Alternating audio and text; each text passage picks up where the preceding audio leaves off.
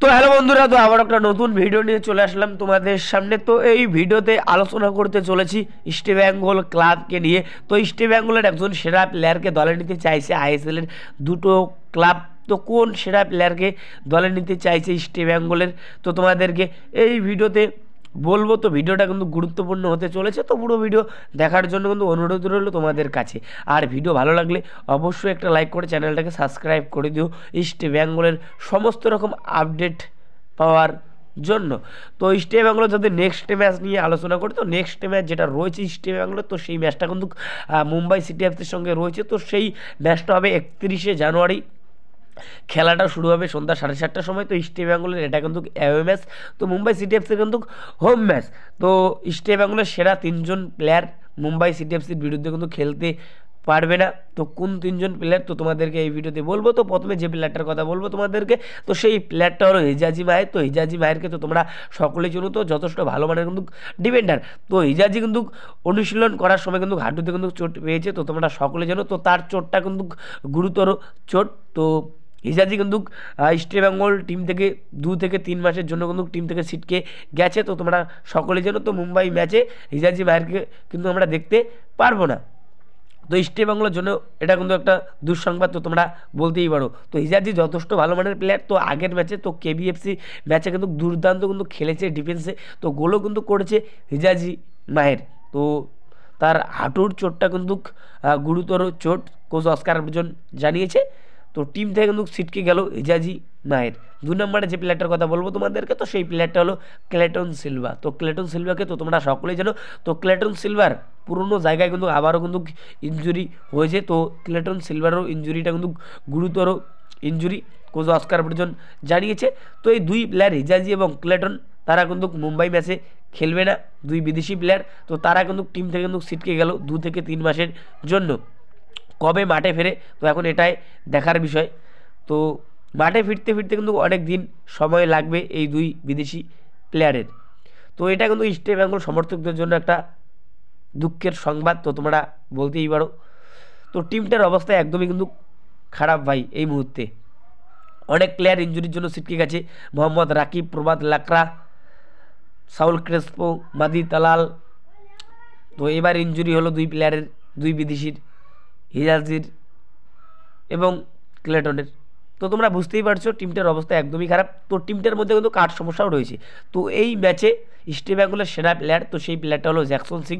তো জ্যাকসন সিং কিন্তু Mumbai city FC ম্যাচে খেলতে পারবে না, তার কারণ তার 4টা ইয়েলো কার্ড হয়ে গেছে। তো সেই কারণে কিন্তু খেলতে পারবে না। তো একটা টিমে যদি এতগুলো সমস্যা থাকে, তাহলে কীভাবে খেলাবে কোচ অস্কার বুর্জন? তো তোমরাই কমেন্ট করে বলো। তো অস্কার বুর্জনের করার কিচ্ছু নেই। তো এখন এটাই দেখার বিষয় মুম্বাই সিটি এফসির বিরুদ্ধে অস্কার বুর্জন দলকে কেমন খেলায়। তো এখন এটাই দেখার বিষয়। তো তোমরা অবশ্যই কমেন্ট করে জানো। তো Mumbai city FC versus east Bengal, তো যে ম্যাচটা হবে 31শে জানুয়ারি, তো সেই ম্যাচে কোন টিম জিতবে, মুম্বাই নাকি ইস্ট বেঙ্গল? অবশ্যই ভাই কমেন্ট করে জানো। তো এবার যেটা আপডেট দেবো তোমাদেরকে, গুরুত্বপূর্ণ আপডেট। তো ইস্ট বেঙ্গলের সেরা প্লেয়ারকে দলে নিতে চাইছে আইএসএলের দুটো ক্লাব। তো সেই প্লেয়ারটা হলো পিভি বিষ্ণু। তো পিভি বিষ্ণুকে তো তোমরা সকলেই চেনো, যথেষ্ট ভালো মানের প্লেয়ার। তো ইস্ট বেঙ্গলের জার্সি গায়ে যে কটা ম্যাচ খেলেছে, অসাধারণ কিন্তু খেলেছে এই পিভি বিষ্ণু। প্রতিটা ম্যাচে নিজের কিন্তু সেরাটা দিয়ে খেলে। তো কেবিএফসি ম্যাচে দুর্দান্ত কিন্তু খেলেছে, গোলও কিন্তু করেছে এই পিভি বিষ্ণু। তো এই সেরা প্লেয়ারকে এবার কিন্তু দলে নিতে চাইছে আইএসএলের দুটো ক্লাব। প্রথমে যে ক্লাবটার কথা বলবো তোমাদেরকে, তো সেই ক্লাবটা হলো মোহনবাগান সুপার জায়ান্ট। তো মোহনবাগান চাইছে এই পিভি বিষ্ণুকে দলে নিতে। তো দলে নেওয়ার জন্য কিন্তু মরি হয়ে পড়েছে।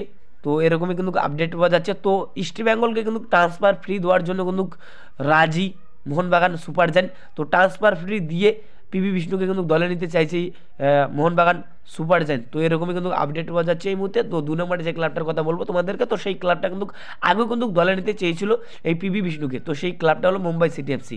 তো মুম্বাই সিটি এফসিও চাইছে এবার পিভি বিষ্ণুকে দলে নিতে। তো দেখো, ভালো প্লেয়ারকে সব ক্লাবেই কিন্তু দলে নিতে চাইবে, তো এটা কিন্তু স্বাভাবিক।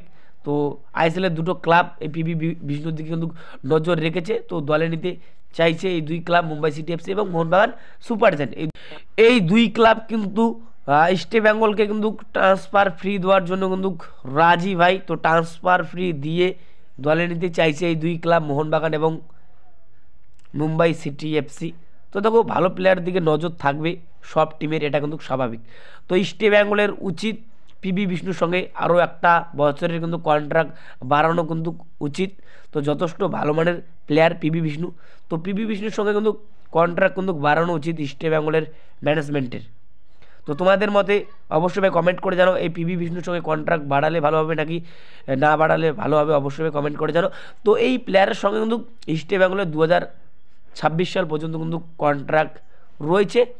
তো এখন এটাই দেখার বিষয় ইস্ট বেঙ্গলের ম্যানেজমেন্ট এই পিবি বিষ্ণুকে ছাড়ে নাকি।